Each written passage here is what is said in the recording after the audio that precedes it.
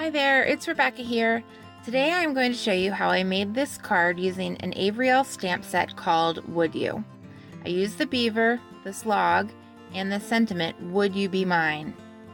I used Memento Tuxedo Black ink because I'm going to be coloring with Copic markers. I made masks for my images and I used Inkadinkado masking paper. Now you're going to want the beaver and 2 of the logs. I'm also going to be using a blank card base and I also cut a card panel out of the My Favorite Things Blueprints 29, the stitched edge. It's 4 1/4 by 5 1/2, and I also cut out the My Favorite Things rectangle frames dies. Now you can set the frame aside. We're going to be doing our stamping on that inside panel of the frames. Now I inked up my stamp and I stamped my beaver closer towards the top of my panel. I wanted to fill the whole bottom panel with those logs of wood to really drive home that punny sentiment, would you be mine? So as you can see, I had a fit with my masking paper. My fingernails are so short. So you can see a couple times through this, I end up having to pause it or start over because I can't do anything with these short fingernails. But anyway, when you cut out your mask, cut on the inside of the black line just ever so slightly, just so a little bit of it is showing. That way you get a nice clean impression whenever you mask over your masking paper. I stamped a log underneath my little beaver and I masked off that log. Now what we're gonna do is just continue to stamp these logs, and every once in a while we're going to rotate the stamp. That way the logs are going in different directions. It just gives a nice variation. And you just mask off the log you stamped and then stamp the log next to it. And then you move down the entire paper doing the same basic technique. Just stamp a log and you line up the top of it with the previous row, the row that's right before it. So you're almost stamping the line of the top log on the line of the bottom log. It gives it a stacked effect. And then just remember every once in a while just to rotate that log just to give it some variation and to make it look more like a realistic stack of wood.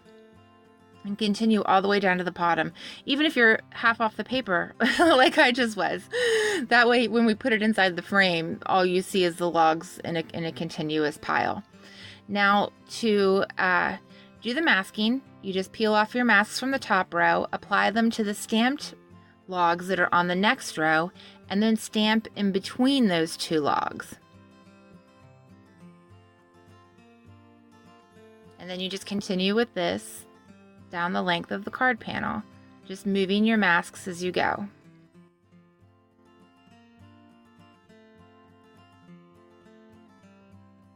And don't forget every once in a while to rotate that stamp, that way you get that nice variation. Now, see, my fingernails weren't cooperating here. I had to use the paper piercer to pick up my masks because, yeah, no fingernails. Yeah.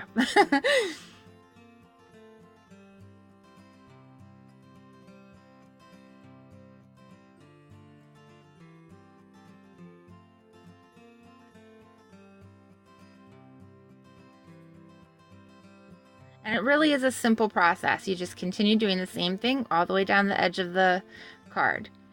Now I wanted it to look like he was on a really high stack of logs. So I wanted to do blue behind my beaver. So I took a tumbled glass distress ink and then just blended that over the top. I realized I needed to mask off a little bit, so I did put a piece of paper to keep the blue where it should be and not on my logs. Now, for the logs, I used E29, E25, E35, E33, and E31. Now, this is, if your stamping is not perfect, don't worry about that because E29 is the darkest color that we're going to be using, and it really makes for a nice space in between the logs. It gives it a nice shadow. So if your stamping isn't perfect, chances are that E29 is going to cover up most of the mistakes. So what I did, I'm only going to show you 2 lines of the logs, but they're all colored the exact same way. I went around the outside of the logs, especially in between the rows, with the E29. Like I said, it gives a nice shadow And I also did it around the edges of the logs that will create shadow in between. So you'll see how they're kind of layered. You'll see like a full log and then a half a log. That way that you're giving some dimension and see that they're actually stacked together. After I used my E29, I went over the E29 with the E25, and then I went over that with the E35, then the E33, and I colored in the lines on the logs, and then I filled the rest in with the E31. Now, with each color, I went back over the previous color. That just helps with some nice blending. Now, this is not by far not perfect Copic coloring, and I really think this image and the fact that these are logs and their nature, they're not perfect, they're going to have lots of variation, really makes it easier to Copic color because there's no wrong way to do it. So that's what I like. It's nice and simple. And you want your logs to have some variation in color too. Now for the pointy edges, you can tell where they were, I guess, chewed off by our little beaver. It comes to a point. Our logs come to a point. For them, the points, I did color them with E31, and then with E35, just drew little squiggly lines going around that part of the wood, and then blended it again with the E31. This gives it more of a wood texture and just adds a little bit more definition. Now the logs that are underneath, I pretty much stuck with all of my colors with the exception of the E31, just because you could tell where they're stacked, they're going to have more shadow on them. So I just used most of my darker colors.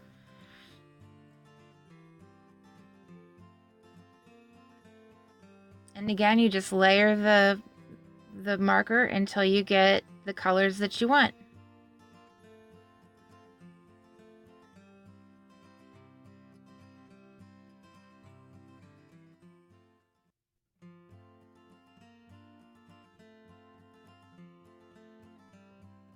And these are my favorite color combinations for anything that's wood. I really love the E30 series, and then I like to darken it up with the E25 and E29.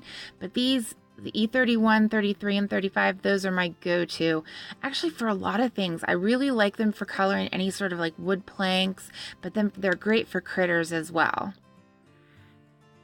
And speaking of critters, we're going to color our little beaver now. And for him, I used E51, E53, E55, and E57.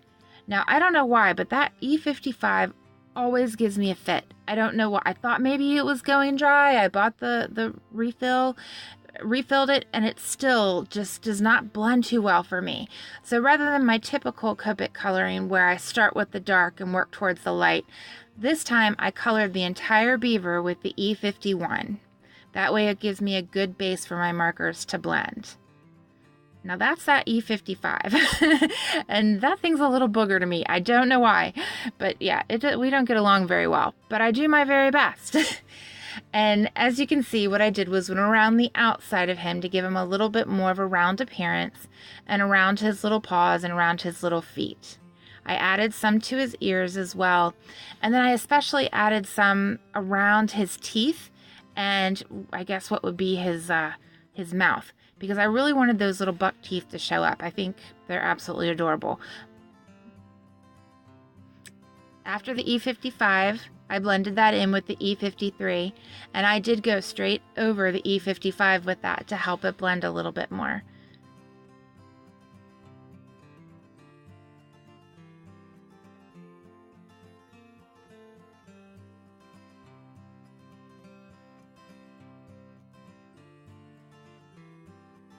Now, on the beaver himself, I just used the 3 lightest colors. And I just kept going it around, trying to round up his belly a little bit. Oh, and see there, I had to go fill my E51 marker. It was going low. Yeah, this was not a project to take on if you don't have the refills, because you definitely need those. I go through my E's, all of them, like crazy. I'm sure you've seen I'm a critter fanatic, so I use my E's quite a bit. Now for his tail, I colored it in, like I said, with the E51, and I went around the edges and down those lines that are on his tail with the E57. I also added it along his body to create a little bit more of a shadow, like it's behind him. And I did go back over underneath his arms and a little bit underneath his belly and his feet, just to give a little bit more of a contrast to that definition. And again around that buck tooth, because I just think it's cute. That has to stand out. And again, you'll find with Copics that the best way to really work with them is just to work with them. You'll slowly start to learn your colors and your color families, which markers work better with others, and in what order they work best. And also you'll find which ones blend in a certain order, a certain way. All you have to do is play, and really Copic markers are very easy and they're lots of fun.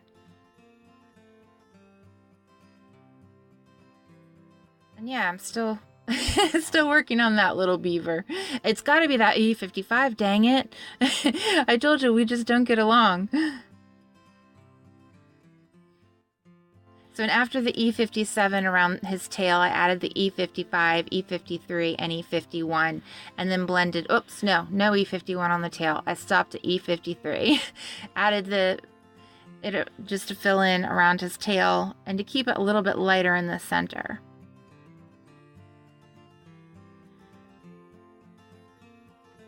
Oh, and for his nose, I added E29. Now, I stamped on a red piece of cardstock. Before I did that, around his little hands, I wanted to tuck the sign up into his hands. So I took my X-Acto knife, which this is Tim Holtz X-Acto knife, and I love it. It's great. It's retractable, just a nice product. And I just cut out around the black line where his hands are stamped. I just made my cuts around that. And just like in fussy cutting, rotate your paper, not the knife, and that really helps get a better cut as well. Now I use that sentiment that's stamped on a red piece of cardstock. It's embossed with white extra fine embossing powder, and I just tucked it under his arms and then glued it to my paper. I also used little red hearts that are from an MFT Blueprints, I think it's Blueprints 11, just to decorate around my little beaver. Now, I used my multi-matte adhesive on the frame and attach that to the card base that has the stitch edging around it. It's 4 1/4 by 5 1/2, and I attach my frame first. That way when I put in my colored card panel, I know it's going to be straight. I can line it up and use that edge as a guide. Now I put glue around the inside as well and just tucked the card panel inside the frame.